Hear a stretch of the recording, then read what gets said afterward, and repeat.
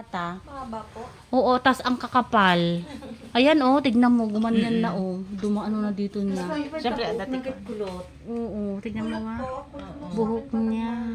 Ayun mo ba yun? Parang nga eh. Parang, oo. Ang cute naman niya.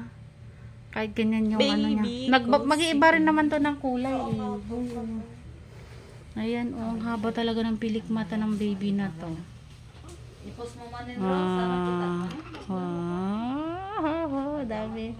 Everyday itong paanak natin ha. Araw-araw start ng 1st September 1st. Lahat araw-araw mayroong paanak. Yan. More blessings to come. Oh, sige, pwede naman. Kaya mo ba? Ayan. Congrats mommy and baby. Ayan ang cute na baby. Ang cute. Ang tahimik lang siya. Akala siguro nasa tummy pa siya ni mommy.